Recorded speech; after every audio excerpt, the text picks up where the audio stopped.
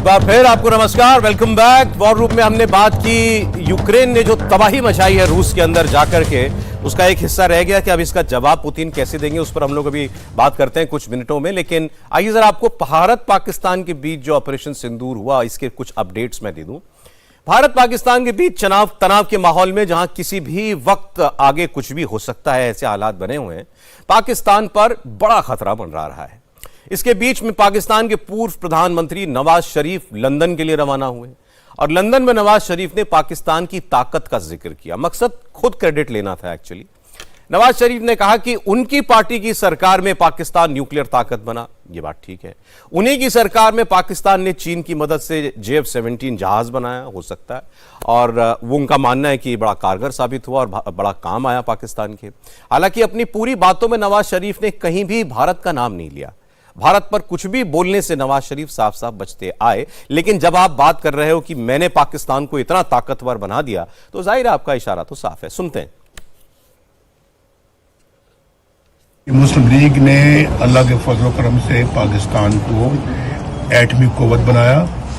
मुस्लिम league ने अल्लाह के फजल करम से पाकिस्तान को JF-17 जहाज हमने चाइना के साथ मिलकर पाकिस्तान में जो है उसको बनाया, और ये एक मुश्तरका एफर्ट है चाइना और पाकिस्तान की, जिसका ये नतीजा मुस्लिम लीग ने पाकिस्तान को missile technology the.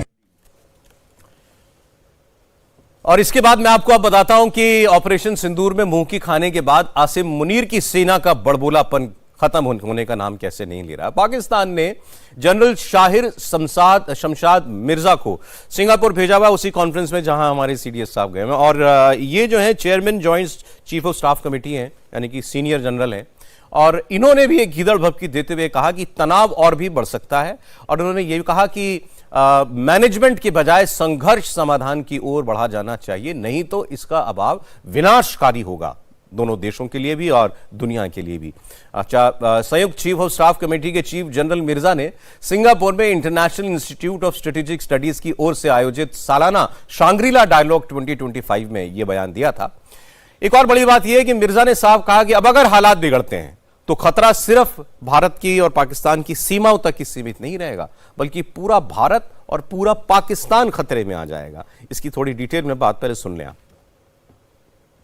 Post Pahalgam, the threshold of an escalatory war has come dangerously low, implying greater risk on both sides, just not in the disputed territory, but all of India and all of Pakistan. This is extremely detrimental to investments, trading, and development needs of 1.5 billion people of both countries. Secondly, in future, given the Indian policies and polities extremist mindset, absence of a crisis management mechanism may not give enough time to the global powers to intervene and effect cessation of hostilities. They will be probably too late to avert damage and destruction. देखिए, पाकिस्तान का general कह वही रहा है जो ये operation सिंदूर की शुरुआत से लगातार कर रहे थे। उस वक्त ये न्यूक्लियर की धमकी देते थे दुनिया को कि अगर लड़ाई हो गई तो हमारे पास न्यूक्लियर बम है, समांत फिर तुम लोग देख लेना, दुनिया को पता लग जाएगा। अभी भी वो वही काम कर रहे हैं, लेकिन बगैर न्यूक्लियर का नाम लिए। वो क्या कह रहे हैं? वो कह रहे हैं कि अब अगर लड़ाई होगी तो आपको दुनिया को इतना समय नहीं मिलेगा कि आप बीच बचाव करके लड़ाई को रुकवा दें।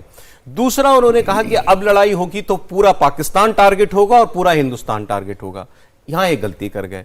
पूरा पाकिस्तान तो टारगेट था, हमने वो टारगेट अचीव भी किया। पाकिस्तान में कौन सी जगह नहीं है जहां पर आपकी मिसाइल या बॉम्ब नहीं गिरा, और उल्टा भारत में वो ऐसा कुछ नहीं कर पाए।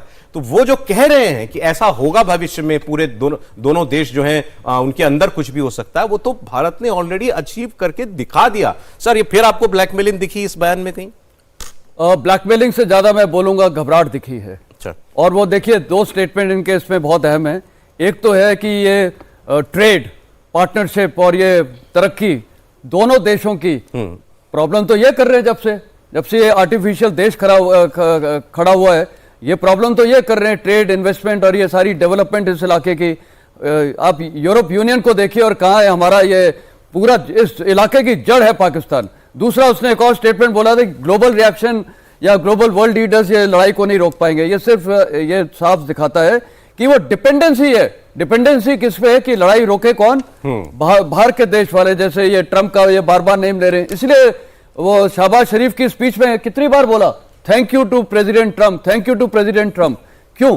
क्योंकि जिस देश में ताकत है वो लड़ता है, वो आत्मसमर्थन नहीं करता है। सीज फायर का प्रपोजल इनसे आया तो बेसिकली ये एक धमका रहे हैं हमारे को कि हम ये कर देंगे, कोई नहीं हो सकता है। ये आप मेरे से आप लिख के लिए, मेरा विचार है कि पाकिस्तान कभी न्यूक्लियर वेपन्स नहीं फायर करेगा। कारण, हर चीज का एक कारण होता है। ये जो जनरल्स हैं यही तो हैं जो पूरे इस इलाके को खराब कर रहे हैं। इनको फंडिंग आती है बाहर देशों से, सारा पैसा ये लेके ये अपनी जेबों में भरते हैं, अपना ये ध्यान देते हैं। इनकी फैमिलीज बाहर देश में जाती हैं, हर पाकिस्तान का चीफ और जनरल बाहर देश में चला जाता है। तो क्या ये न्यूक्लियर वेपन फायर करना चाहेंगे जब भारत इनको तो बिल्कुल बर्बाद कर देगा? नहीं, क्योंकि अगर ये हमने बर्बाद कर दिया तो ये जो ऐश और अयाशी की जिंदगी जिन्होंने सोची है अपनी फैमिली के लिए, वो नहीं मर जाएंगे। तो ये बिल्कुल कभी नहीं करेंगे। ये बस एक धमकाते रहते हैं। और भारत का इस टाइम मैं सराहना दूंगा कि हम न्यूक्लियर थ्रेट और ये न्यूक्लियर बोगी के चक्कर में नहीं पड़े। हमने अपनी काबिलियत दिखा दी है और पूरा देश एकजुट होकर खड़ा हुआ है। तो ये पाकिस्तान की ये जो बार बार बोलना कि हम न्यूक्लियर वेपन्स का इस्तेमाल करते हैं, ये थ्रेट है। वैसे तो सर चर्चाएं तो ये भी हैं कि जो पाकिस्तान के न्यूक्लियर वेपन है वो पाकिस्तान के हैं भी कि नहीं। कई लोग मानते हैं वो इनके नहीं है, वो अमेरिका के ही हैं। बटन भी अमेरिका के ही पास है, उसने वो किसी और पर्पज से रशिया के नजदीक होने की वजह से शायद वहां रखे हो। ये एक थ्योरी जो है ये भी चलती है। और मैंने इनके एयरफोर्स के एक सीनियर अफसर का भी एक बयान देखा सर, मतलब रिटायर्ड, वो क्या बता रहे थे, उन्होंने कहा कि हमारे एयरबेस पर अमेरिका का जहाज उतरा और उसमें क्या सामान था ये हमें पता नहीं था। तो हमारे एयरबेस के सीनियर लोगों ने उनसे जाकर के पूछा अमेरिकी डिफेंस के लोगों से, भाई इसमें क्या है आप हमको बता दें। उसने कहा नहीं sorry we can not disclose, ये आपको नहीं बता सकते हम। और हमारे एयरबेस पे तुम जहाज उतार के अपना सामान ला रहे हो और हमें ही नहीं बता रहे हो क्या है। और बात जब इन्होंने इंसिस्ट किया और बात आगे बढ़ गई, उसने रिटायर्ड एयरफोर्स ऑफिसर ने बताया कि वो अमेरिकी ने पिस्तौल निकाल ली अपनी पाकिस्तान के एयरबेस पे, पाकिस्तान के अफसर के ऊपर पिस्तौल तान दी उसने कि I will you have no right to ask me what is in this and we will not tell you. तो ये तो इनकी हालत है और ये तो इनकी डिपेंडेंस है। अब सर अब वो ये कह रहे हैं कि अब अगर लड़ाई हो गई तो दुनिया को बीच बचाव करने का मौका नहीं मिलेगा। बिल्कुल सौरभ, देखिए ऐसा है, ऑप संधूर के दौरान भारत ने ये दर्शा दिया कि ये ओल्ड इंडिया नहीं है, ये ओल्ड हमारा रिस्पॉन्स मैकेनिज्म नहीं है। अभी तुम कुछ करोगे तो हम तुम्हें घर में घुस के मारेंगे। और घर में घुसने का मतलब है कि पाकिस्तान के अंदर तुम कहीं भी होगे वहां ढूंढ के मारेंगे हम तुमको। और वो हमने करके दिखाया। हमने 22 अप्रैल के बाद जो इन्होंने पहलगाम के अंदर कांड किया, हमने इनके 9 चुने हुए टेररिस्ट मरकजों को चुन चुन के मारा। जब कहाँ मारा? पूरे पाकिस्तान के अंदर, चाहे पंजाब हो चाहे पीओके के अंदर हो, इनके जितने लीडिंग इनकी जो तंजीमें थी उनको हमने हिट किया।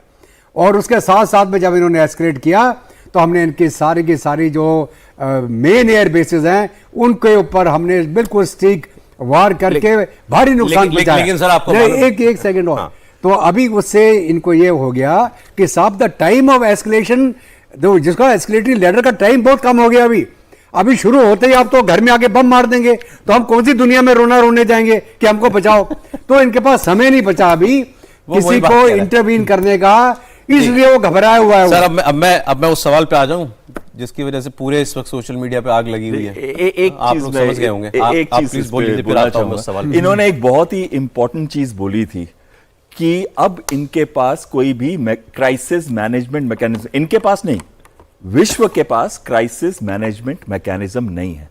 ये दर्शा रहे हैं कि हमने तो आतंकवादी हमला करना है और जब हम करेंगे हम सबको बोलेंगे हम बम फोड़ देंगे, लेकिन कोई भी ऐसा क्राइसिस मैनेजमेंट मैकेनिज्म इंटरनेशनली नहीं है जो रोक सके इसको एस्केलेट होने में और एक प्रॉपर ऑपरेशंस बनने में। अब सर सवाल है कि जो हमारे सीडीएस साहब उसी प्रोग्राम में थे जिसमें ये पाकिस्तान के जनरल का बयान हमने दिखाया शांग्रीला डायलॉग्स में, और वहां उन्होंने 2-3 इंटरव्यूज दिए और वहां उन्होंने ये कहा कि सवाल पूछा गया कि आपके क्या जहाज गिरे, तो उन्होंने कहा कि सवाल ये नहीं है कि हमारे जहाज गिरे या कितने गिरे, सवाल यह है कि इसके बाद हमने अपनी स्ट्रैटेजी कैसे बदली और हमने कैसे कामयाबी से फिर अपने जहाज़ों को फिर से रीडिप्लॉय किया। अब इस वक्त पूरी दुनिया इस बात में लगी हुई है कि इंडिया के जनरल ने मान लिया कि भारत के जहाज़ गिरे ऑलरेडी, ऑल्दो उन्होंने कोई स्पेसिफिक कुछ नहीं बोला, और जितना बोला वो उतना ही है जो इससे पहले आपके एयर ऑप्स के जो डीजी थे, एयर ऑप्स डीजी बोलते हैं, डीजी एयर ऑप्स, हाँ DG air ops, air marshal Bharti, उन्होंने कहा था कि losses are part of combat, और कॉम्बैट में आप युद्ध में हो और नुकसान होता है। लेकिन इसको कुछ लोग जो है एडमिशन के तौर पर कह रहे हैं कि भारत का एडमिशन है कि हमारे जहाज गिर गए, क्या कहेंगे इस पे? और बिल्कुल ये भारत का कोई एडमिशन नहीं है, ये भारत की शक्ति दिखाता है। देखिए साफ जाहिर है हम तीनों यहाँ डिफेंस के हैं। आर्मी जब लड़ाई करती है या एयरफोर्स जब करती है, हमारा मिशन ऑब्जेक्टिव बहुत क्लियर होता है, हमारा ध्यान उस पर होता है। जैसे मैं इन्फेंट्री वाला हूं, मेरे को अगर ये पहाड़ी कैप्चर करनी है, मेरा बस एक ही मकसद है, वो मेरे को पहाड़ी कैप्चर करना है। कैसे वो तरीके हम सोचते हैं।